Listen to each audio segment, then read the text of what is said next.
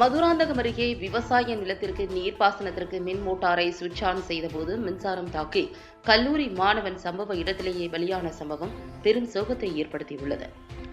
செங்கல்பட்டு மாவட்டம் மதுராந்தகம் அடுத்த பெரும்பாக்கம் கிராமத்தில் வசித்து வரும் விவசாயி செந்தில்குமார், அவரது மனைவி கோவிந்தம்மாள். இவர்களுக்கு ஒரு மகள், ஒரு மகன் உள்ளனர். இந்நிலையில் விவசாயி செந்தில்குமார் பெரும்பாக்கம் கிராமத்தில் உள்ள அவரது விவசாய நிலத்திற்கு தண்ணீர் பாசனம் செய்ய மனைவி, மகனுடன் சென்றுள்ளார். அப்போது அவருடைய விவசாய நிலத்தில் இருந்த மின் மோட்டார் பழுதானதால் அவரது பக்கத்து விவசாய நிலத்தில் இருந்த மின் மோட்டார் மூலம் தண்ணீர் பாசனம் செய்வதற்காக செந்தில்குமார் அவரது மகன் புனிதவேலிடம் மின் மோட்டார் சுவிட்சை ஆன் செய்ய சொல்லி அனுப்பியிருக்கிறார். மின் மோட்டார் சுவிட்சை ஆன் செய்த கல்லூரி மாணவன் புனிதவேல் மின்சாரம் தாக்கி பரிதாபமாக சம்பவ இடத்திலேயே பலியானார். தங்களது ஒரே மகன் தூக்கி வீசப்பட்டதை கண்ட தாய், தந்தை இருவரும் அதிர்ச்சி அடைந்தனர். பின்னர் புனிதவேலை மதுராந்தகம் அரசு மருத்துவமனைக்கு கொண்டு சென்றபோது அவர் ஏற்கனவே இறந்துவிட்டதாக மருத்துவர்கள் தெரிவித்தனர்.